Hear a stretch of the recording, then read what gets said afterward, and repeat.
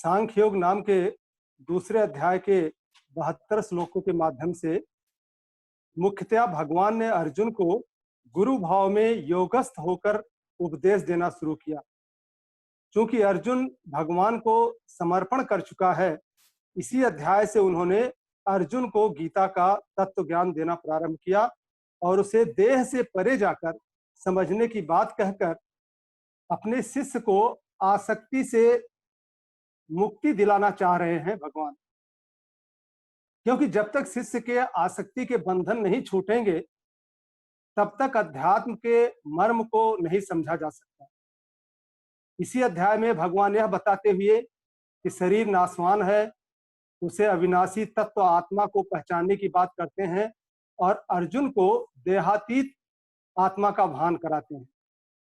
भगवान अर्जुन को बार बार यह एहसास करा रहे हैं, इस देह के लिए परेशान मत हो। उन रिश्तेदारों के प्रति जो मरण धर्मा है, मोह मत कर और युद्ध के लिए खड़ा हो जा। इस तरह आत्मा को समझ लेने वाले अर्जुन को अवसादग्रस्त होकर युग धर्म से मुंह नहीं मोड़ना चाहिए, ऐसा भगवान चाहते थे।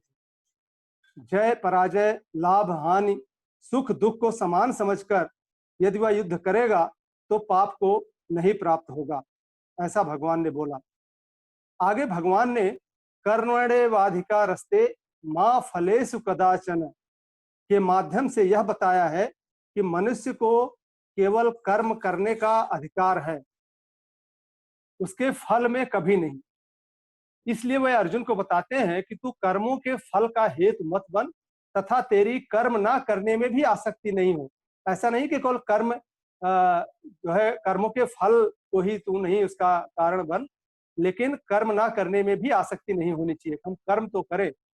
आगे भगवान समत्वम योग उच्यते के माध्यम से योगस्थ होकर कर्म करने और संभाव में रहने का उपदेश देते हुए कहते हैं कि कर्मों में कुशलता ही योग है। कर्म योग कर्मसु कौशलम, और यही कर्म बंधन से छूटने का उपाय भी है। आगे भगवान जब ऐसे कर्मयोगियों को जन्म बंधन से मुक्त होकर परम पद प्राप्त होकर स्थित प्रज्ञ बन जाने की बात बताते हैं, तब अर्जुन की जिज्ञासा पुनः जग उठती है, यह जानने के लिए कि स्थित प्रज्ञ की पहचान क्या है, वह कैसे चलता है, कैसे बोलता है, आदि आदि। तब भगवान अर्जुन की इस जिज्ञासा को शांत करते हुए फिर कहते हैं कि जो मनुष्य अपनी समस्त कामनाओं को त्याग देता है, आत्मा से आत्मा में ही संतुष्ट रहता है, अहंकार रहित होकर शांति को प्राप्त होता है, वह स्थित प्रज्ञ कहलाता है। इसके लिए भगवान विषयों के प्रति आसक्ति निकालने के लिए इंद्रिय संयम करने को कहते हैं। तानि सर्वाणि संयम। भगवान कहते हैं कि इंद्रियों को संयम द्वारा वश में करने में समर्थ व्यक्ति भगवान की पूर्ण कृपा प्राप्त कर सकता है। अगर हम अपने इंद्रियों को अपने बस में कर सकें, ये सामर्थ्य अगर हमारे अंदर आ जाए, तो हम भगवान की कृपा निश्चित रूप से प्राप्त कर सकते हैं। और यदि कोई जीवन के अंतिम समय में भी इस तरह स्थित हो, तो वह भगवत धाम में प्रवेश कर सकता है। ब्रह्म निर्वाण मृच्छति, ये 72वें श्लोक में भगवान ने कहा है, ब्रह्म निर्वाण मृच्छति, कि जो अंतिम समय में मेरा नाम लेता है, मुझको याद करता है, वो भगवत धाम में प्रवेश कर सकता है। अब हम तीसरे अध्याय का प्रारंभ करते हैं। स्वाध्याय। ओम श्री परमात्मने नमः। श्रीमद् भगवत गीता अथ कर्मयोगो नाम तृतीयोऽध्यायः। अर्जुन उवाच जायसी चेत कर्मणस्ते मता बुद्धिर्जनार्दन तत्किं कर्माणि घोरे मां नियोजसि केशव। इस अध्याय का शुभारंभ अर्जुन रूपी श्रेष्ठतम शिष्य के द्वारा पूछे गए एक बड़े ही उपयुक्त प्रश्न से होता है। वो यह है कि हे जनार्दन, यदि आप यह मानते हैं कि कर्मों की अपेक्षा ज्ञान श्रेष्ठ है, तो हे केशव, आप मुझे इस घोर कर्म में, इस युद्ध रूपी कर्म में क्यों ढकेलना चाहते हैं? अभी तक अर्जुन ज्ञान की बातें सुन रहा था।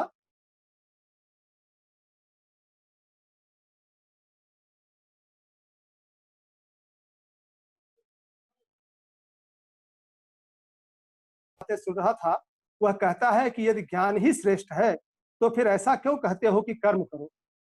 वह भी युद्ध जैसा घोर भयंकर कार्य।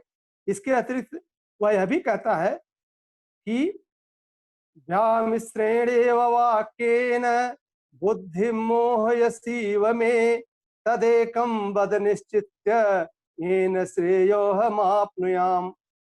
आप मिले हुए वचनों से मेरी बुद्धि को मानो मोहित कर रहे हैं। मतलब आप ये भी करते हैं, ज्ञान की बात भी कर रहे हैं, फिर कर्म की बात भी कर रहे हैं। इससे मुझे बड़ा भ्रम सा हो रहा है। तो हे केशव, एक बात निश्चित होकर कहिए, जिससे कि मैं कल्याण को प्राप्त हूं और मेरे मन को शांति मिले। मुझे आप भ्रमित मत करिए। अब देखिए, यहाँ अर्जुन के जितने भी प्रश्न हैं, वो किसी भी भावुक बुद्धिहीन व्यक्ति के नहीं है। किसी भी जिज्ञासु साधक के स्तर के प्रश्न हो सकते हैं। कभी कभी हम परम पूज्य गुरुदेव की बात भी नहीं समझ पाते हैं।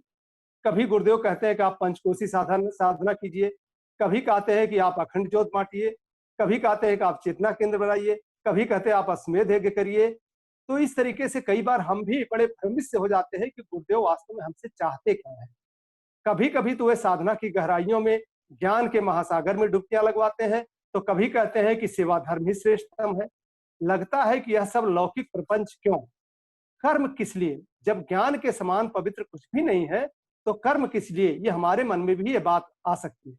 इससे श्रेष्ठ कुछ भी नहीं, तो कर्म करने की आवश्यकता क्यों है? इन सब का प्रश्न आगे चलकर भगवान के मुख से हम लोग स्वयं ही सुनते हैं।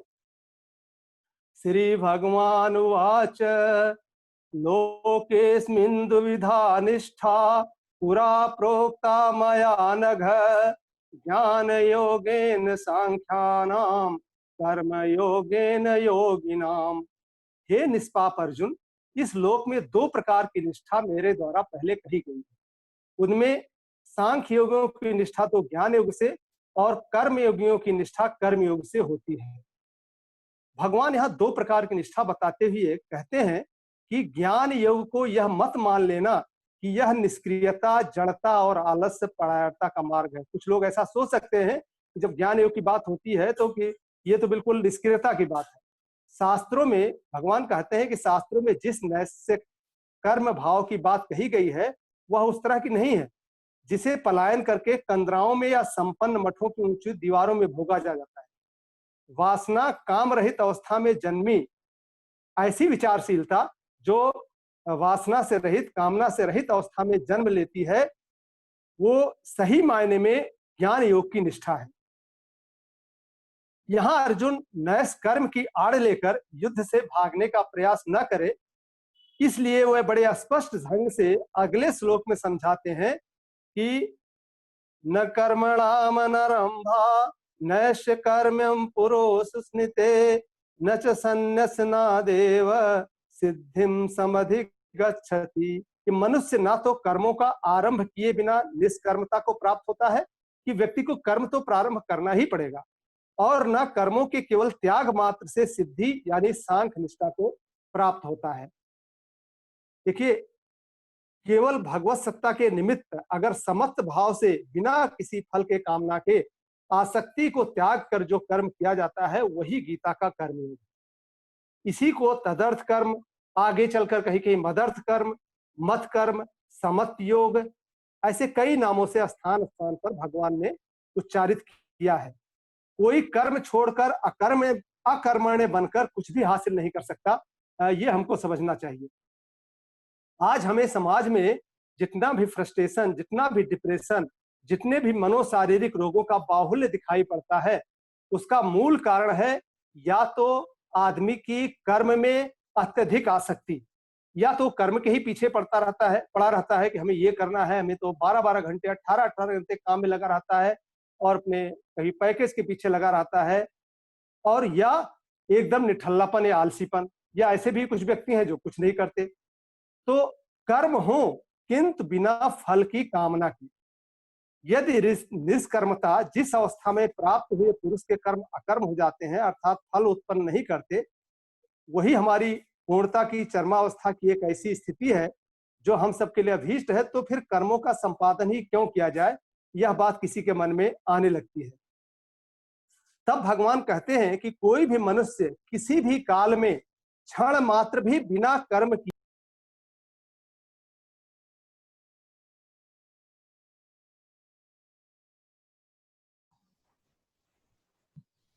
है, वह मानो जीवन देवता का अपमान करता है। व्यक्ति के कर्म उसके भीतर की वासनाओं के ठीक अनुरूप ही होते हैं।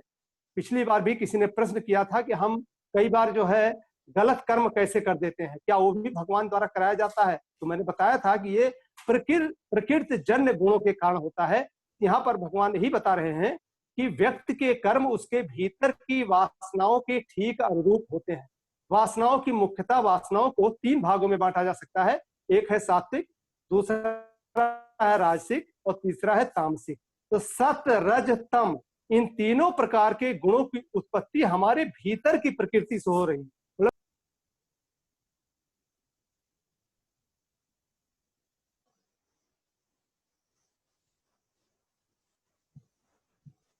सभी प्रकार की उथल पुथल का सामना करते हुए जीना, सक्रिय होकर उद्यमी बने रहना ही मनुष्य को शोभा देता है। हम अपने जीवन में हमेशा सक्रिय बन रहे हैं, कितनी भी डिफिकल्टीज आए लेकिन हम उसको सॉल्व करते हुए कर्म करते रहें।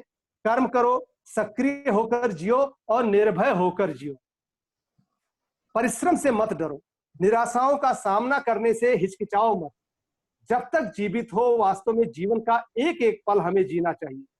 कर्मों द्वारा ऊंचे उठें, कर्मों द्वारा हम उन्नति करें, कर्मों से ही अपना विस्तार करें।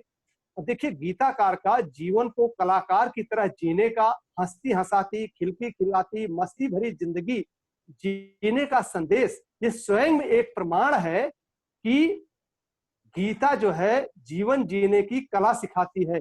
ये कोई सन्यास की पाठ्यपुस्तक नहीं है, ये जीवन जीने की कला सिखाती है। तो इसलिए हमें इसी तरीके से कर्म करना चाहिए।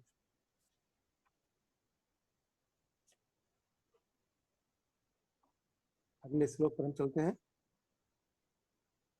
कर्मेन्द्रियाणि संयम्य ययास्ते मनसा स्मरन् इंद्रियार्थानि मूढ़ात्मा मिथ्याचारः स उच्यते। जो मूढ़ बुद्धि मनुष्य समस्त इंद्रियों को हठ पूर्वक ऊपर से रोककर मन से उन इंद्रियों के विषयों का चिंतन करता है, वह मिथ्याचारी अर्थात दंभी कहा जाता है। यही वह शिक्षण है जो हमें बताता है कि हमें कर्म अच्छे ढंग से कैसे करना चाहिए, आदर्श जीवन क्या होना चाहिए, एक सच्चे लोग से भी एवं एक मिथ्याचारी में क्या अंतर होता है। शारीरिक विषयोपभोग की तुलना में मानसिक कामुकता विषय चिंतन न केवल हमारी प्राण शक्ति का ह्रास करता है, हमारी कार्य कुशलता को भी प्रभावित करता है। आंतरिक विषय चिंतन के कारण वह धीरे धीरे असफलता की ओर बढ़ने लगता है। अगर हम आंतरिक विषय चिंतन करते हैं, बाहर से हमने अपनी इंद्रियों को बस में कर रखा है, लेकिन अगर आंतरिक विषय चिंतन भी हम कर रहे हैं तो धीरे धीरे हम असफलता की तरफ बढ़ने लगते हैं। चाहे हम कितना भी कर्म करते हुए दिखाई पड़े, कितने ही आकर्षक व्यक्तित्व वाला ऊंचे पद वाला व्यक्ति क्यों न हो, लेकिन अगर अंदर से वो विषयों के बारे में सोच रहा है तो सफल नहीं होगा। कर्म ना करते हुए भी मन ही मन कामुक अश्लील चिंतन करने वाले, द्वेष भरे विचार मन में पालने वाले मिथ्याचारी दंभी कहे जाते हैं। देखिए, कर्म जो है मात्र बहिरंग से नहीं, अंतरंग से भी निष्पाप मन के द्वारा होना चाहिए। भगवान ऐसे लोगों की चर्चा कर रहे हैं जो समाज की, ऐसे भी तमाम व्यक्ति है समाज की जो समाज की कुछ भी सेवा नहीं करते, समाज पर भार रूप हैं, मन से विषयों का चिंतन करते रहते हैं, कामना के प्रति आसक्ति भाव अंदर से छोड़ नहीं पाते। ऐसे व्यक्तियों से भिन्न हमें एक आदर्श जीवन बिताने वाला बुद्धिमान प्रज्ञावान व्यक्ति बनना है। देखिए, हमारे जीवन में कई बार ऐसा होता है कि हमें एक बार बार बार एक शब्द हमारे मन में आता है और हम बोलते भी है कई बार कि हमें करना चाहिए, हमें करना चाहिए। लेकिन भाइयों, ये करना चाहिए को जब तक हम कर में नहीं बदलेंगे, करना चाहिए नहीं कर, क्योंकि कई बार लोग कहते हैं कि हमें 5 बजे उठना चाहिए, इससे कहने से कोई मतलब नहीं। 5 बजे उठना चाहिए, 5 बजे उठ। अगर हम बोलते हैं कि हमें सुबह घूमने जाना चाहिए तो घूमने जाइए, हम जब तक करना चाहिए को कर में नहीं बदलेंगे, तब तक जो है हमारे जीवन में सफलता नहीं मिल पाएगी। अगले श्लोक में भगवान कहते हैं, यस्य इंद्रियाणि मनसा नियम्यारभते अर्जुन कर्मेन्द्रिय ही कर्म योगम असक्तः स विशिष्यते। हे अर्जुन, जो पुरुष इंद्रियों को मन द्वारा संयत कर निरासक्त हुआ समस्त इंद्रियों द्वारा कर्मयोग का आचरण करता है, वही श्रेष्ठ है। यही महामानव की परिभाषा है जो भगवान ने यहाँ बताई है कि अनासक्ति का भाव मन में पैदा होना, मन द्वारा ही इंद्रियों का संयम संभव है। मन इंद्रियों के माध्यम से ही बाहर भागता रहता है। संयत मन द्वारा अपनी इंद्रिय क्रियाओं को संपादित करते हुए बहिरंग संसार के स्वामी मात्र ही नहीं, अपनी उद्विग्नता रहित शांत मन के स्वामी बनकर जीना ही मनुष्य को शोभा देता है। ऐसे व्यक्ति को अनासक्त मन द्वारा संसार में अपने कर्मों का संपादन करना चाहिए। अब प्रश्न ये उठता है कि कौन से कर्म करें हम, फिर किस प्रकृति के वे कर्म हो? क्या कुछ ऐसे कर्म भी हो सकते हैं जिनके संपादन से हमारे संवेदनशील मन को आघात पहुंचता हो? ऐसे भी कर्म हो सकते हैं। हमारी आध्यात्मिक प्रगति में अवरोध आते हो। तब भगवान कृष्ण अर्जुन के मन को पढ़ते हुए कहते हैं, उन्हें लगता है कि अर्जुन के मन में इस तरीके की कुछ भाव आ रहे हैं, तो भगवान आगे कहते हैं, नियतम कुरु कर्म त्वम कर्म ज्यायो है कर्मणः शरीर यात्रा पीचते न प्रसिद्धेद कर्मणः।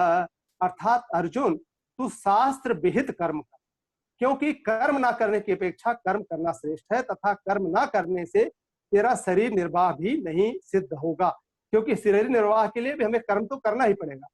अब जैसा शास्त्र कहता है, जैसा समय की आवश्यकता के अनुसार जरूरी है, वैसा ही कर्म किया जाना चाहिए। सारी तत्परता, सारी इंद्रियों का नियोजन युग धर्म के निर्वाह में ही हो, यह मंतव्य प्रस्तुत श्लोक से निकलता है।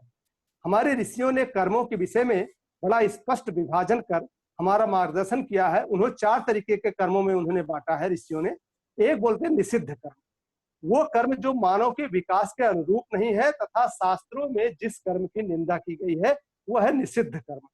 एक है काम्य कर्म, जो दैनिक कर्म, जो निजी इच्छाओं और कामनाओं, ऐसा कर्म जो हमारी निजी इच्छाओं से, जो हमारी कामनाओं से प्रेरित होता है, उसे काम्य कर्म बोलते हैं।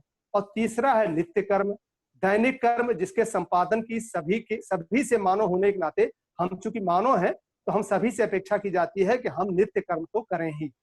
और चौथा है नैमित्तिक कर्म, जिन कर्मों के संपादन की हमसे विशेष और असाधारण परिस्थितियों में अपेक्षा की जाती है, ऐसे कर्म जिससे हमें विशेष रूप से अपेक्षा की जाती है कि हमें करना चाहिए, वह है नैमित्तिक कर्म।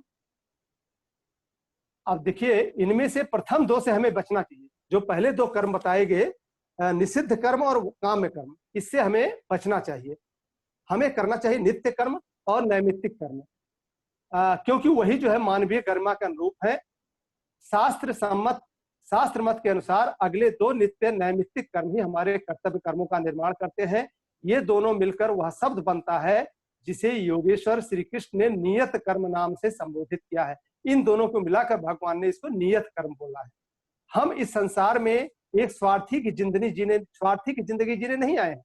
हम सामाजिक प्राणी हैं, अतः हमसे अपेक्षा की जाती है कि हम अपने परिवार के लिए, जाति के लिए, समाज के लिए, संसार के लिए, सभी के प्रति अपने कर्तव्यों का संपादन करें। नियत कर्मों को हम श्रेष्ठ तरीके से अनासक्ति के भाव से प्रसन्नता पूर्वक संपादित करते रहें, इसी में हमारी शान है। परम पूज्य गुरुदेव भी कहा करते थे कि कर्म करते रहने से शारीरिक श्रम से कुसंस्कार करते हैं। अगर हम कर्म करते रहते हैं, शारीरिक श्रम करते रहते हैं, तो उससे हमारे कुसंस्कार भी करते हैं। सक्रिय जीवन शारीरिक स्वास्थ्य के लिए स्थूल और सूक्ष्म दोनों। गुरुदेव ये बोलते हैं कि अगर हम कर्म करते रहेंगे, हम सक्रिय रहेंगे, तो हमारे शरीर के लिए भी, चाहे स्थूल शरीर हो चाहे सूक्ष्म शरीर हो, तो दोनों के लिए फायदेमंद होगा। इसीलिए उन्होंने प्रातः जागरण से लेकर संध्या तक कार्यकर्ताओं को नियत कर्म में लगे रहने की प्रेरणा दी है और कहा है कि श्रमदान के माध्यम से अहंता को गलाने की, हम अगर श्रमदान करते हैं तो हमारी अहंता गलती है। आप शांत कुंज में जो गए हो देखते होंगे कि वहां 1 घंटे श्रमदान कराया जाता है और सभी लोग, चाहे वह सीनियर से सीनियर लोग भी श्रमदान करते हैं, क्योंकि उससे हमारी अहंता जो है वो गलती है। गीता की इसी शिक्षा को जो नियत कर्म की व्याख्या के माध्यम से बताई गई है, यदि भली भांति समझ लिया जाए तो कर्म योग का ककहरा हमारी समझ में आ सकता है। जो इतना कर्म योग की बात होती है, अगर हम नियत कर्म को समझ ले तो सब कुछ समझ में आ जाएगा। वह कर्म फिर कामना से मुक्त होकर किया जाएगा, फिर हम कामना करेंगे, बिना किसी फल की अपेक्षा के संपन्न होगा। परंतु ऐसा हो पाता है क्या? बोलना तो जरूर आसान है, लेकिन कई बार ऐसा होता है जो पुण्य संचय के लिए, देश सेवा के लिए, मानव समाज के लिए, जो सेवा साधना के लिए जो कर्म किए जाते हैं, उसके भी कोई न कोई उत्प्रेरक कारण होते हैं। फिर कर्म कामना से मुक्त कैसे हो? अब बात आती है कि फिर कर्म जो है कामना से मुक्त कैसे हो, इसकी व्याख्या इस माध्यम से अगले श्लोक में आती है, जहां भगवान ये बताते हैं कि हमें यज्ञार्थाय कर्म करने की बात वो कहते हैं। हमें कर्म जो यज्ञार्थ करना चाहिए, यज्ञ के लिए, इसी में आसक्ति से मुक्त होकर यज्ञ के निमित्त कर्म करने की बात बड़े विस्तार से समझाई गई है। आगे के जो श्लोक हैं वो सभी जो है यज्ञ के बारे में है, लेकिन इसके पहले हम थोड़ा सा एक कहानी के माध्यम से थोड़ा सा ये समझ लें कि क्या यही जो कर्म है, हम बेसिकली किस तरीके का कर्म जो है हमें मुक्ति दिलाता है। बेसिकली ऐसा है, एक जो है भक्तिमय ज्ञानमय एक संत थे। आपने कुख्यात डाकू अंगुलीमाल का नाम तो सुना होगा। अंगुलीमाल के तरीके का ही एक कुख्यात डाकू था, जिसने कि अपने गड़ासे से कितने लोगों को मौत के घाट उतार दिया था। वो एक दिन जा रहा था, एक संत जो है जा रहे थे रास्ते में, तो डाकू ने उनको रोका और कहा कि ठहर जा, जो कुछ तुम्हारे पास है मुझे दे दो और मृत्यु के लिए तैयार हो जाओ। संत मुस्कुराए और बोले, मैं तो ठहरा हूं, लेकिन क्या मुझे स्पर्श करने के लिए तुम मेरे समक्ष ठहरने के लिए तैयार हो? मैं तो प्रत्येक क्षण मौत के लिए तैयार हूं, लेकिन यह बताओ कि क्या तुम अपनी मौत के लिए तैयार हो? मेरे पास भक्ति और आत्मज्ञान संपदा है, मेरे पास आनंद की संपदा है, मैं तुम्हें सब कुछ देने को तैयार हूं, मगर क्या तुम इसे लेने को तैयार हो? अब डाकू को ऐसे उत्तर की उम्मीद नहीं थी, क्योंकि उसे हमेशा भयभीत चेहरे ही नजर आते थे। उसके सामने जो भी होता था भयभीत रहता था, और उसने देखा कि ये तो बिल्कुल निर्भय शांत व्यक्ति है, और वो स्वयं ही भयभीत हो गया। ऐसे व्यक्ति को देखकर स्वयं ही भयभीत हो गया, और उसके मन में स्वयं भी मरेगा यह तो उसने स्वप्न में भी नहीं सोचा था। उसे कुछ भी समझ में नहीं आया, उसने कभी नहीं सोचा था कि वो स्वयं भी मर सकता है। तो तप से सिद्ध वाणी का प्रभाव, वो इतने तप से सिद्ध पुरुष थे कि उनकी वाणी का प्रभाव उसके सीधे हृदय तक पहुंचा, और वही प्रभाव, इस प्रभाव से डाकू गड़ासा फेंककर संत के चरणों में गिर गया और बोला, प्रभु आज तक मुझ तक कोई ज्ञान की रोशनी नहीं पहुंची है, हजारों की हत्या मैंने की है, मुझ जैसे पापी का क्या उद्धार संभव है? मैं आपकी भक्ति ज्ञान और आनंद संपदा लेना चाहता हूँ, मैं भी ठहरना चाहता हूँ, मैं भी आपकी तरह निर्भय और शांत बनना चाहता हूँ। संत बोले, उठो पुत्र, इतनी हत्याओं के पाप से मुक्ति तुम्हें प्रायश्चित और जन सेवा करने से मिलेगी। अगर तुम चाहते हो कि इसका प्रायश्चित करना, तो तुम्हें जन सेवा करनी पड़ेगी और इसका प्रायश्चित करना पड़ेगा। जितनों को तुमने रुलाया है, अब उन्हें मुस्कुराने की वजह दो। जितनों को मौत के घाट उतारा है, उससे अधिक लोगों का जीवन बचाओ। जाओ, ऐसा करो, तुम चार धाम यात्रा में जाओ और रास्ते में जन कल्याण करते हुए जाओ। लौट कर आओ, तब तुम मुझे इसी वृक्ष के नीचे पाओगे, यहीं पर मैं मिलूंगा। और आज से तुम बाहुबली डाकू नहीं, उसका नाम बाहुबली था, आज से तुम बाहुबली डाकू नहीं हो, बल्कि बाहुबली अहिंसक हो गए हो। और साथ साथ संत ने उसे एक सूखी लकड़ी दिया और ये बताया कि जैसे जैसे तुम्हारे हृदय और कर्म निर्मल बनेंगे, यह लकड़ी हरी होती जाएगी। जो सूखी लकड़ी थी, उन्होंने बताया हरी होती जाएगी, और जब इसमें हरी पत्तियां निकल आए तो जानना कि तुम गुरु दीक्षा पाने योग्य हो गए हो, और तब फिर वापस आ सकते हो। अब बाहुबली अहिंसक तीर्थाटन को निकल पड़ा, एक कमंडल लिया, माला लिया, दुशाला लिया और चल पड़ा। एक गांव पे पहुंचा, जहां की गांव जो है नदी से बहुत दूर था, तो सारी जो स्त्रियां थी उनको नदी से पानी लाना पड़ता था, बहुत दूर पड़ता था, बड़ी परेशान होती थी। तो बाहुबली ने जब इस जल की समस्या को देखा, तो उसने एक निश्चय किया कि क्यों न नदी से लेकर एक गांव तक एक नहर खोद डाली जाए। तो इसके लिए उसने गांव के 20-25 युवाओं को इकट्ठा किया, उनको समझाया और एक नहर खुदवा दी और आसपास पेड़ भी लगवा दिया। तो गांव वालों ने इस कार्य के लिए उसकी खूब प्रशंसा की और खूब आशीर्वाद दिया। तो 21वें दिन वहां से वो फिर आगे फिर निकल पड़ा। आगे दूसरे गांव में देखा कि जंगली पशुओं का आतंक था और आए दिन जंगली जानवर बच्चों को उठा ले जाते थे। बाहुबली ने क्या किया, अहिंसक जो बाहुबली था उसने युवाओं को गांव के आसपास बाड़े बनाने के लिए तैयार किया। कटीली झाड़ियों से, मिट्टी की मदद से गांव के चारों ओर उसने बाड़ा बनवा दिया। साथ साथ क्या किया कि गांव के जो युवा लोग थे उनको लाठी चलाना सिखा दिया। डाकू तो था ही, उन्हें लाठी शस्त्र चलाना सिखा दिया। और एक कई उन्होंने ग्रुप में बांट दिया कि हर ग्रुप में 2-4 व्यक्ति पहरेदारी करेंगे जिससे कि जंगली जानवर नहीं आ पाए। और ये हुआ कि 1 महीने तक कोई भी जंगली जानवर गांव में नहीं पहुंचा और गांव के लोग बहुत खुश हुए और उन्होंने उसको बहुत आशीर्वाद दिया। अब उसका मन हुआ कि तीर्थ यात्रा में आगे बढ़ा जाए। मन ही मन सोच रहा था कि अब तक तो एक भी तीर्थ के दर्शन नहीं हुए और 2 महीने के करीब समय बीत गया। इन्हीं विचारों में खोया था कि उसे कुछ आवाज सुनाई दिया। जब अगले गांव में पहुंचा तो उसे कुछ आवाज सुनाई दी कि 4 डाकू अपने आतंक को साबित करने के लिए गांव को जलाने हेतु रात का इंतजार कर रहे थे कि रात हो तो हम इस गांव को जला देंगे। और वो इसलिए कि गांव ने डाकुओं को धन और कर देने से मना कर दिया था और राजा से इसकी शिकायत कर दी थी और अगले दिन जो है वहां सेना आने वाली थी। तो इसलिए डाकुओं ने ये प्रबंध किया कि क्यों न गांव को जला दिया जाए। अब ये जो है ये अहिंसक जो व्यक्ति था, इसको जब पता लगा, इसने सुना, तो इसने जाके उन लोगों को समझाने की कोशिश की, भैया ऐसा मत करो, इससे बहुत नुकसान होगा, बहुत लोग मारे जाएंगे, कि क्यों गांव को जलाना चाहते हो। तो उन्होंने इससे साथ मारपीट करना शुरू किया कि तुम कौन होते हो। लेकिन ये डाकू तो था ही, काफी बाहुबली भी था, बाहुबली अहिंसक था। इसने जो है उनके साथ जम के लड़ाई की और गड़ासे से, उन्हीं के औजारों से उसने चारों डाकुओं की हत्या कर दी।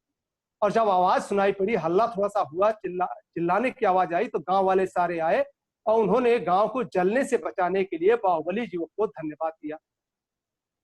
अब जो है इसको क्या हुआ बाहुबली को कि मृतक डाकुओं की लाश और अपने हाथ में पुनः रक्त देखकर बाहुबली अहिंसक व्यथित हो गया।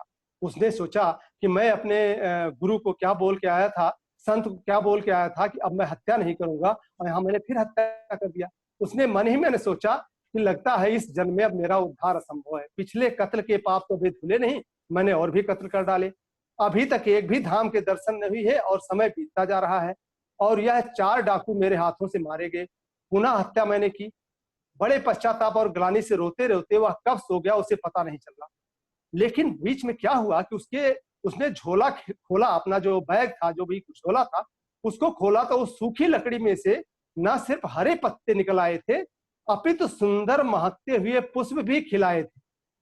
अब हरी भरी डाली ने गुरु से पुनः मिलने का संदेश जैसे उसे दे दिया। उसने ना आंव देखा ना बांव, उसने देखा नहीं कौन कौन सा बांव पार किया, कौन कौन सा गांव पार किया, कैसे कैसे गया, और तुरंत जो है रातों रात जो है वो भाग के गुरु के पास पहुंचा और कहा कि उनके चरणों में गिर पड़ा और उसके अश्रुओं से गुरु के चरण भीग गए।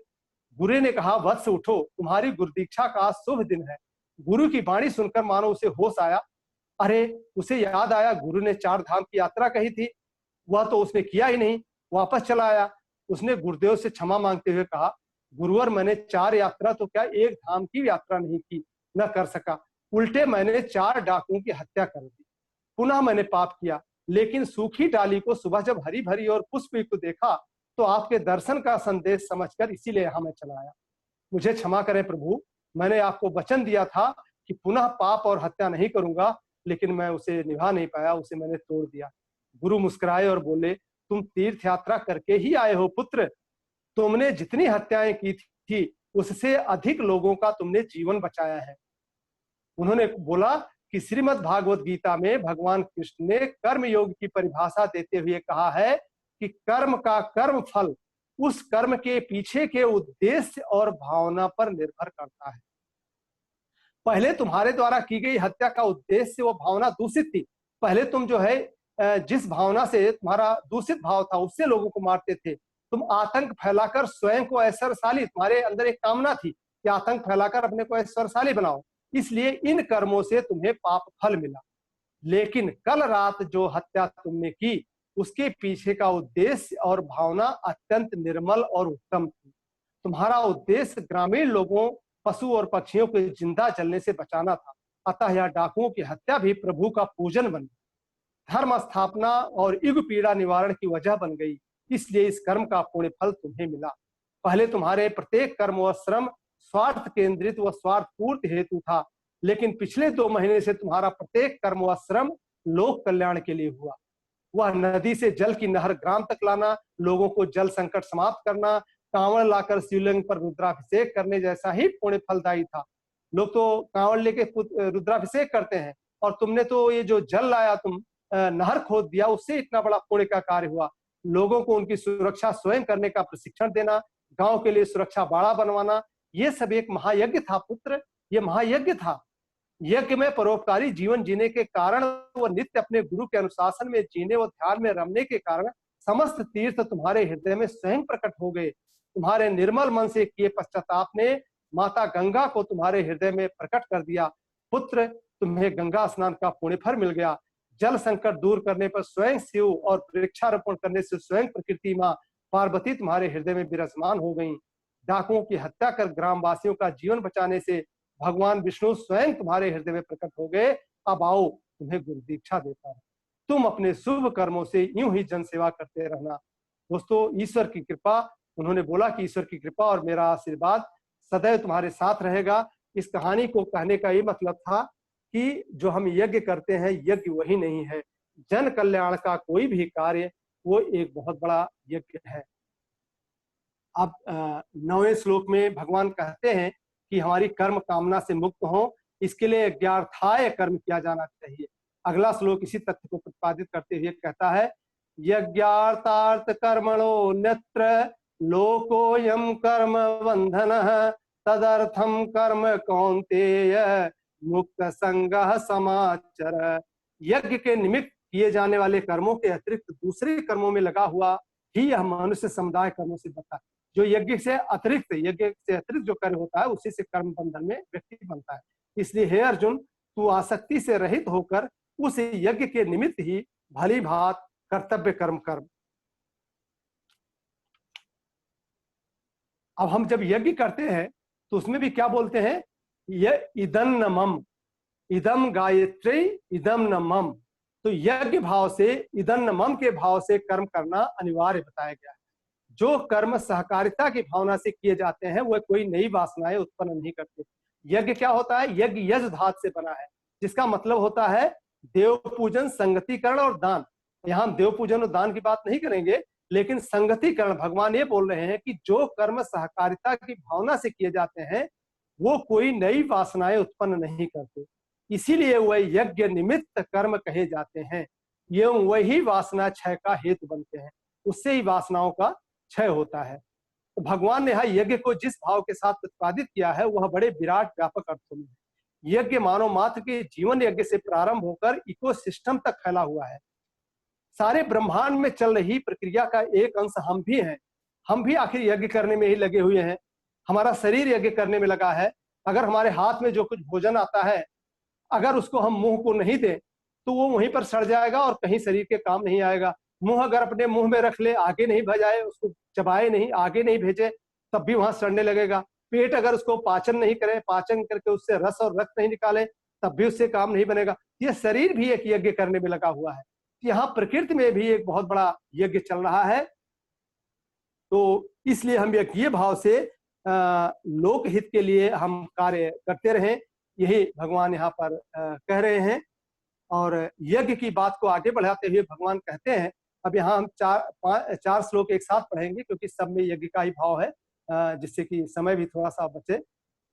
सहयज्ञाः प्रजा श्रेष्ठा पुरोवाच प्रजापति अनेन प्रसविस्वध्वमे ईशवोस्तिष्ठ कामधुक् देवान् भावयतानेन ते देवा भावयन्ति वः परस्परं भावयन्तः श्रेयः परमवाप्स्यथ इष्टान् भोगान् यो देवा दास्यन्ते यज्ञभाविताः तैर्दत्तान् प्रदायेभ्यो यो भुङ्क्ते स्तेन एव सः यज्ञशिष्टासिनः सन्तो मुच्यन्ते सर्वकिल्वसैः भुञ्जते ते त्वघं पापा ये पचन्त्यात्म कारणात्। प्रजापति ब्रह्मा ने कल्प के प्रारंभिक काल में यज्ञ के माध्यम से प्रजाओं को सृष्टि कर उनसे कहा कि इससे तुम लोग वृद्धि लाभ करो। यह यज्ञ तुम्हारी सब इच्छाओं को पूर्ण करने वाला हो। इससे तुम लोग देवताओं का पोषण करो और देवता तुम्हारा पालन पोषण करें। परस्पर पालन पोषण करते हुए निस्वार्थ भाव से प्रगति करते हुए तुम सभी परम श्रेय को प्राप्त होगे। यज्ञ से पुष्ट हुए देवता तुम्हें बिना मांगे ही इष्ट भोग प्रदान करते रहेंगे। जो उनके दिए भोगों को भोगता है उन्हें नहीं देता। भगवान ये कहते हैं कि जो उनके दिए भोगों को भोगता है उन्हें नहीं देता, अर्थात जो कुछ हमें भगवान ने दिया है अगर हम उसे बिना भगवान को अर्पित किए भोगते हैं तो बताते हैं वो चोर है। जो श्रेष्ठ पुरुष यज्ञ से बचे हुए अन्न का भक्षण करते हैं वह सब पापों से मुक्त हो जाते हैं। हमें यज्ञ का प्रसाद ही खाना चाहिए, परंतु वह पापी हैं और वह पाप का ही भक्षण करते हैं जो अपने लिए ही रसोई बनाते हैं। इसीलिए रसोई बनाने के बाद ये कहा जाता है कि हमें थोड़ा सा उसमें से एक दो ये निकाल के और हमें थोड़ा सा छोटा सा वहीं पर यज्ञ हमें कर लेना चाहिए। तो यज्ञ भाव से कर्म करने के सिद्धांत को अर्जुन स्वीकार कर सके, इसलिए कृष्ण यह बताने का प्रयास कर रहे हैं कि यह प्रकृति का एक सार्वभौमिक नियम ही है, जिससे कि कृष्ण अर्जुन के पूरी तरीके समझ में आ जाए। वो बोल रहे हैं कि प्रकृति का एक सार्वभौमिक नियम है और हमें उसे स्वीकार करना चाहिए। इकोलॉजी का चक्र इस प्रकार से समष्टिगत यज्ञ प्रक्रिया ही है। देखिए यहाँ ग्रह नक्षत्रों से लेकर सरिताओं समुद्रों तक सभी लोग यज्ञ भाव से ही संसार की सेवा में तल्लीन है। सूर्य क्या करता है? ताप बरसाता है, प्रकाश का वितरण करता है, परंतु किसी प्रशंसा की अपेक्षा नहीं करता। सूर्य जो हमें गर्मी देता है उससे थोड़ा चाहता है कि उसकी कोई प्रशंसा करे। बादल क्या करते हैं? बादल जो होते हैं वो हिमालय से टकराकर जहां हरितिमा होती है, जहां वृक्ष होते हैं वहां पर कवच पाते हैं और बरसते हैं और नदियां बहने लगती हैं, लेकिन कभी नहीं बादल कहते कि उनकी प्रशंसा की जाए और नदियां अंततः समुद्र में विलीन हो जाती हैं। इस तरह प्रकृति में एक बहुत सुव्यवस्थित चक्र चल रहा है और कोई भी प्रवाह इनमें अगर अवरुद्ध हुआ, मान लीजिए कि समुद्र जो है वाष्पीकृत होना बंद हो जाए तो वर्षा नहीं होगी और धीरे धीरे स्वयं भी सूख जाएगा, नदियां नहीं बहेंगी, समुद्र भी सूखेगा। प्रकृति का सारा यज्ञमय, सारा सौंदर्य यज्ञमय एक निराली सृष्टि की अभिव्यक्ति है। आज के पर्यावरण संकट की बेला में चारों ओर स्थूल जगत में तो प्रदूषण संव्याप्त है ही और विचारों और आस्थाओं का भी विष समा गया है। तो हम गुरुदेव यही कहते हैं कि हमें केवल यही यज्ञ नहीं करना चाहिए, हमें ज्ञान यज्ञ भी करना चाहिए। हमें ऐसे विचारों को समाज में फैलाना चाहिए जिससे कि ये जो समाज में तमाम विकृतियां फैली हुई हैं, जो वैचारिक प्रदूषण व्याप्त है, वो भी दूर हो सके। आगे बढ़ते हैं 16वें श्लोक पर। एवं प्रवर्तितं चक्रम नानुवर्तेति यः अघायुरिन्द्रियारामो मोघम पार्थ सजीवति।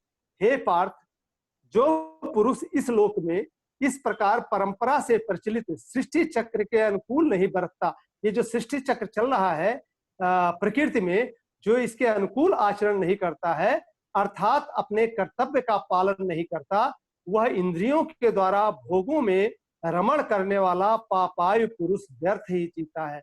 वो कहते हैं कि एक तरीके से पाप करता है और उसका जीना ही व्यर्थ है। यस्त्वात्मरतिरेव स्याद आत्मतृपश्च मानवः आत्मन्नेव स संतुष्टः तस्य कार्यम न विद्यते। परंतु जो मनुष्य आत्मा में ही रमण करने वाला और आत्मा में ही तृप्त तथा आत्मा में ही संतुष्ट हो, उसके लिए कोई कर्तव्य नहीं है। अगर हम आत्मोत हो जाएं, आत्मा में रमण करने लग जाएं, तो हमारे लिए कोई कर्म नहीं बचता है। नैव तस्य कृतेनार्थो न कृतेनेह कश्चन न चास्य सर्वभूतेषु कश्चित् तदर्थ व्यापश्रयः। उस महापुरुष का इस विश्व में ना तो कर्म करने से कोई प्रयोजन रहता है और ना कर्मों के ना करने से ही कोई प्रयोजन रहता है, तथा संपूर्ण प्राणियों में भी इसका किंचित मात्र भी स्वार्थ का संबंध नहीं रहता। तस्माद् सक्तः सततं कार्यं कर्म समाचर असक्तो ह्याचरन् कर्म परमापनोति पुरुषः।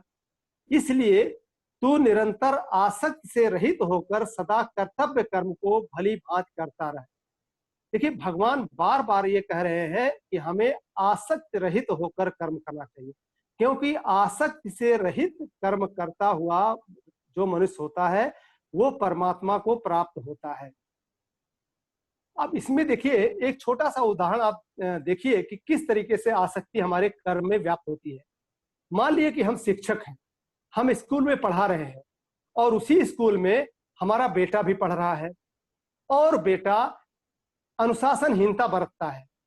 अब बताइए, हमारा जो स्वधर्म की हमने बात की थी, हमारा स्वधर्म क्या है कि हम जैसे और बच्चों को पनिशमेंट या सजा देते हैं वैसे अपने बच्चे को दें, या चूंकि हमारा बच्चा हमारा बेटा है हम उसको छोड़ दें। तो यहाँ पर अगर उस बेटे में हमारी आसक्ति होगी तो शायद हम उसको पनिशमेंट नहीं दे पाएंगे, लेकिन अगर आसक्त रहित होंगे तो वहां पर हमारा धर्म होगा शिक्षक का धर्म, क्योंकि हम विद्यालय में हैं, हम घर में नहीं है। घर में ठीक है, घर में हम पिता का धर्म होता है, लेकिन विद्यालय में शिक्षक का धर्म है, तो वहां हम अवश्य से शिक्षा देंगे।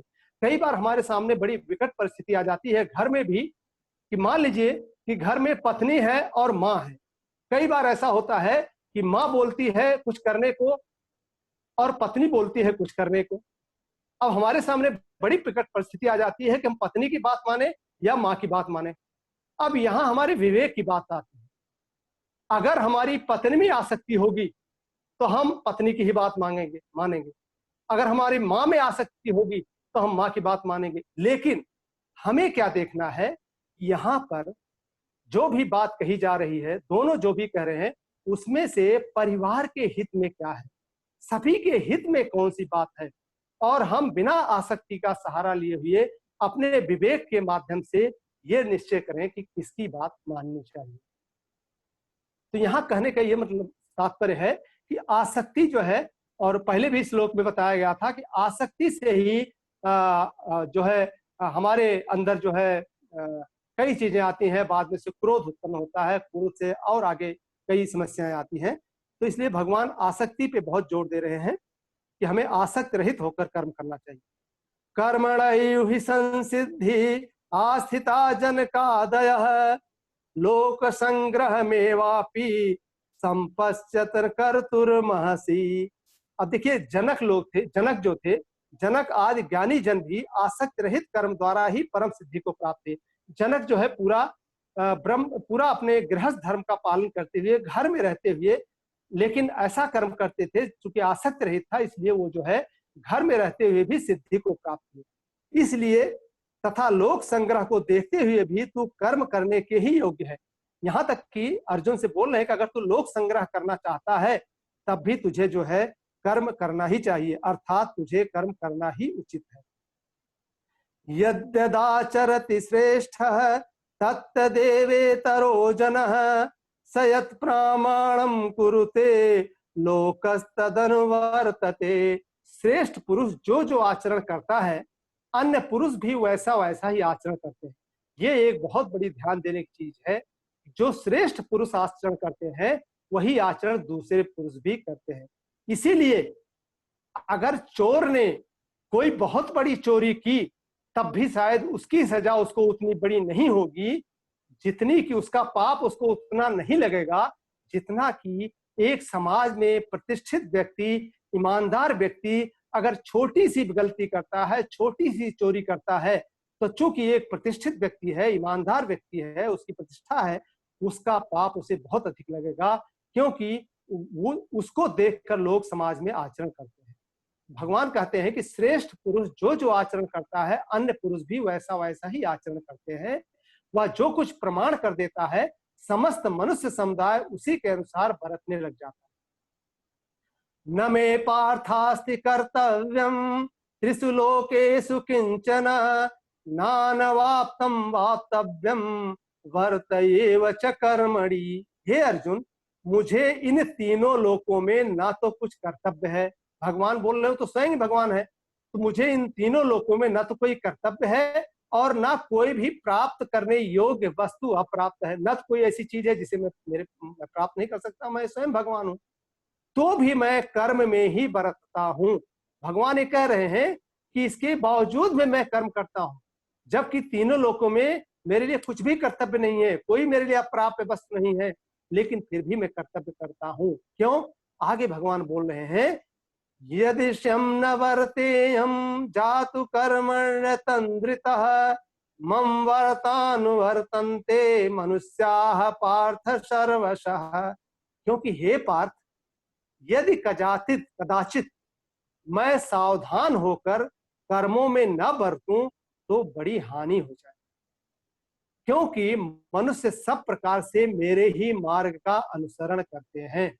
भगवान कहते हैं कि मैं भगवान हूं, सब लोग मेरा ही अनुसरण करते हैं, इसलिए अगर मैं जो है कर्म को नहीं करूंगा, मैं इस तरीके से नहीं बरतूंगा, तो एक बहुत बड़ी इससे हानि हो जाएगी।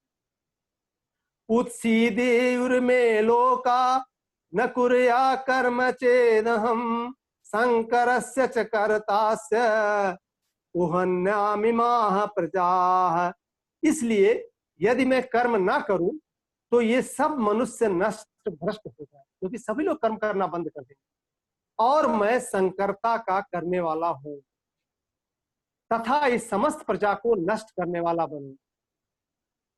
सक्ताः कर्मण्य विद्वांसो यथा कुर्वन्ति भारत कुर्याद् ध्वांसता सक्त चिकीर्षु लोक संग्रहम। हे भारत, कर्म में आसक्त हुए अज्ञानी जन जिस प्रकार कर्म करते हैं, आसक्त रहित विद्वान भी लोक संग्रह करना चाहता हुआ उसी प्रकार कर्म करे।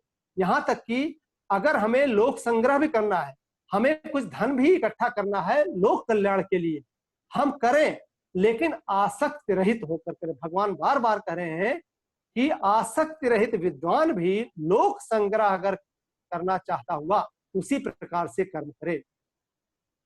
न बुद्धि भेदम जानयेद अज्ञानाम कर्म संगिनाम जोशयेत सर्व कर्माणि विद्वान युक्तः समाचरन्। परमात्मा के स्वरूप में अटल स्थित हुए ज्ञानी पुरुष को चाहिए कि वह शास्त्र विहित कर्मों में आसक्ति वाले अज्ञानियों की बुद्धि में भ्रम अर्थात कर्मों में अश्रद्धा उत्पन्न न करे, बुद्धि में किंतु स्वयं शास्त्र विहित समस्त कर्म भली भांति करता हुआ उनसे भी वैसे ही करवाए। जो ज्ञानी जन है वो शास्त्र विहित कर्म स्वयं भी करें और दूसरों से भी ऐसा ही कर्म करवाएं। प्रकृते क्रियमाणानि गुणैः कर्माणि सर्वशः अहंकार विमूढ़ात्मा कर्ताहमिति मन्यते। वास्तव में संपूर्ण कर्म सब प्रकार से प्रकृति के गुणों द्वारा किए जाते हैं। जैसा पहले बताया गया कि प्रकृति के गुणों द्वारा ही संपूर्ण कर्म किए जाते हैं, तो भी जिनका अंतःकरण अहंकार से मोहित हो रहा है, ऐसा अज्ञानी मैं करता हूं ऐसा मानता है। भगवान कह रहे हैं कि सारे कर्म जो है प्रकृति जनित गुणों के कारण ही व्यक्ति करता है, लेकिन जो अज्ञानी होता है उसमें ये कर्ता का भाव आ जाता है, उसके मन में आ जाता है कि मैं करता हूं ऐसा मानता है, तो ऐसा व्यक्ति अज्ञानी होता है। तत्त्ववित्तु महाबाहो गुण कर्म विभागयोः गुणा गुणेषु वर्तन्त इति मत्वा न संजते। परंतु हे महाबाहो, गुण विभाग और कर्म विभाग के तत्व को जानने वाला ज्ञान योगी संपूर्ण गुण ही गुणों में बरत रहे हैं ऐसा समझकर उनमें आसक्त नहीं होता। यहाँ पर जो कर्म विभाग की बात की जा रही है वो बेसिकली त्रिगुणात्मक माया के कार्य रूप जो 5 महाभूत है, छित जल पावक गगन समीरा पंच तत्व रचित शरीरा, जिससे हमारा शरीर बना है, हमारा शरीर नहीं पूरा ब्रह्मांड बना है पंच महाभूतों से। वह उसके अलावा मन बुद्धि और अहंकार बहुत इंपॉर्टेंट है। वो 5 महाभूत मन बुद्धि और अहंकार, 5 ज्ञानेंद्रियां और 5 कर्मेंद्रियां और शब्दादि 5 विषय, इनकी 5 कर्मेंद्रियों की 5 तन्मात्राएं होती हैं जिसको हम कभी बाद में लेंगे। इन सबके समुदाय का नाम गुण विभाग है और इनकी परंपरा की चेष्टाओं का नाम कर्म। ये इंद्रियां उन तन्मात्राओं से जो कर्म चेष्टा करती हैं उसका नाम कर्म विभाग है। तो यहाँ भगवान ये कह रहे हैं कि हे महाबाहो, गुण विभाग और कर्म विभाग के तत्व को जानने वाला ज्ञान योगी संपूर्ण गुण ही गुणों में बरत रहे हैं, ऐसा समझकर उनमें आसक्त नहीं होता। उसमें फिर उनकी आसक्ति नहीं होती जब ये समझ जाता है। प्रकृतेर गुण सम्मूढ़ा सज्जन्ते गुण कर्मसु तान कृतंस विदो मंदान कृतस्तन भिन्न विचालयेत। प्रकृति के गुणों से अत्यंत मोहित हुए मनुष्य गुणों में और कर्मों में आसक्त रहते हैं। उन पूर्णतया ना समझने वाले मंद बुद्धि अज्ञानियों को पूर्णतया जानने वाला ज्ञानी विचलित ना करे। जो अज्ञानी है, जो ज्ञानी लोग हैं, वो अज्ञानियों को विचलित नहीं करे। मयि सर्वाणि कर्माणि संन्यासाध्यात्म चेतसा निराशीर निर्ममो भूत्वा इद्धस्य विगत ज्वरः। मुझ अंतर्जामी परमात्मा में लगे हुए चित्त द्वारा संपूर्ण कर्मों को मुझ में अर्पण करके आशा रहित, ममता रहित और संताप रहित होकर युद्ध कर।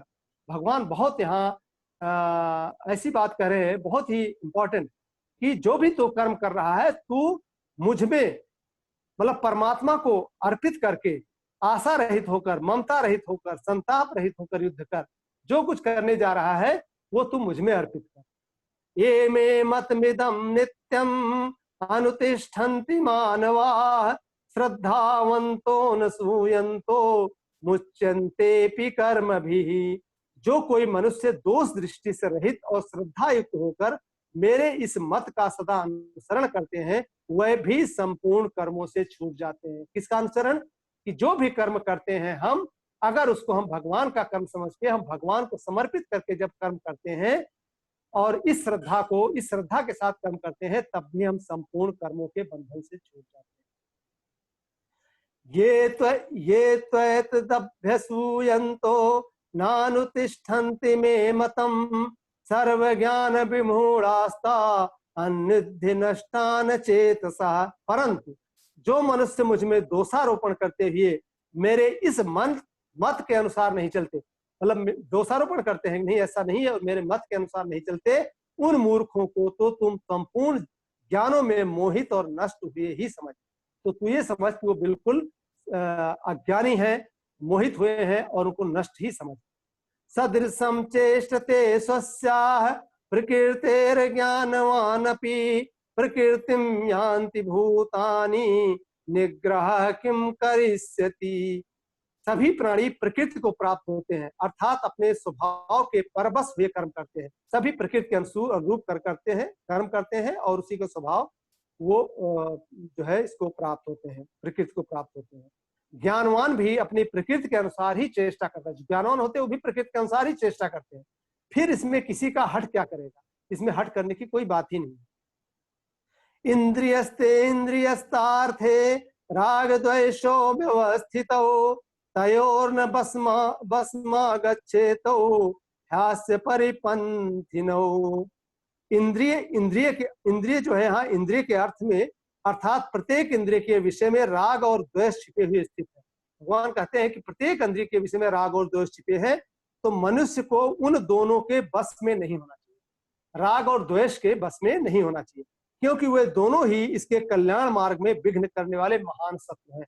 भगवान कहते हैं कि ये राग और द्वेष ये सबसे बड़े शत्रु हैं, अतः हमें इनसे बचकर रहना चाहिए। श्रेयान् स्वधर्मो विगुणः परधर्मात् स्वनिष्ठितात् स्वधर्मे निधनं श्रेयः परधर्मो भयावहः। अच्छी प्रकार आचरण में लाए हुए दूसरे के धर्म से गुण रहित भी अपना धर्म अति उत्तम है। अपने धर्म में तो मरना भी कल्याणकारक है और दूसरे का धर्म भय को देने वाला है। अर्जुन उवाच अथ केन प्रयुक्तोऽयं पापम चरति पुरुषः अनिच्छन्नपि वार्ष्णेय बलादिव नियोजितः। अर्जुन बोले, हे कृष्ण, तो फिर यह मनुष्य स्वयं ना चाहता हुआ भी बलात् लगाए हुए की बात किससे प्रेरित होकर पाप का आचरण करता है? ये भी प्रश्न एक बार आया था कि हम पाप का आचरण क्यों करते हैं। ये शंका अर्जुन को स्वयं ही हो रही है कि मनुष्य ना चाहते हुए ही बलात् लगाए हुए कर्मों को किस तरीके से प्रेरित होकर पाप का आचरण करता है। श्री भगवान उवाच काम एष क्रोध एष रजो गुण समुद्भवः महासनो महापाप्मा विद्धेन महिवैरिणम। श्री भगवान बोले रजोगुण से उत्पन्न हुआ यह काम ही क्रोध है। रजोगुण से उत्पन्न हुआ जो काम होता है, जैसा पहले बताया था, इसी काम से क्रोध उत्पन्न होता है। और यह बहुत खाने वाला अर्थात भोगों में कभी ना अखाने वाला और बड़ा पापी है। मतलब काम, ये क्रोध ऐसा है कभी अघाता नहीं, काम जो है कभी अघाता नहीं। इसको ही तू इस विषय में बैरी जान। सबसे बड़ा शत्रु व्यक्ति का यही काम और क्रोध है। धूमेनाव्रियते वह्निन् आदर्शो मलेन च यथोल्बेनावृतो गर्भस्तथा तेनेदमावृतम्। जिस प्रकार धुएं से अग्नि और मैल से दर्पण ढका रहता है, और जिस प्रकार जेर से गर्भ ढका रहता है। आप देखते हैं कि अग्नि जो है धुएं से ढकी रहती है, अग्नि दिखाई नहीं पड़ती। उसी तरीके से दर्पण जो है धूल से ढका रहता है, और गर्भ किससे ढका रहता है? जेर से। गर्भ के चारों तरह की एक पतली सी झिल्ली होती है जिसे जेर कहते हैं। तो जेर से गर्भ ढका रहता है, वैसे ही उस काम के द्वारा या ज्ञान ढका रहता है। जो कुछ हमारा ज्ञान है उस काम के द्वारा ढका रहता है। आवृतम ज्ञानमेतेन ज्ञानिनो नित्यवैरिणा काम रूपेण कौन्तेय दुष्पूरेणानलेन च। और हे अर्जुन, इस अग्नि के समान कभी ना पूर्ण होने वाला काम रूप ज्ञानियों के नित्य वैरी के द्वारा मनुष्य का ज्ञान ढका हुआ है। इंद्रियाणि मनोबुद्धि साधिष्ठानमुच्यते ऐतर्य विहोम इत्येष ज्ञानमावृत्य देहिनम। इंद्रियां, मन और बुद्धि, ये सब इसके वासस्थान कहे जाते हैं।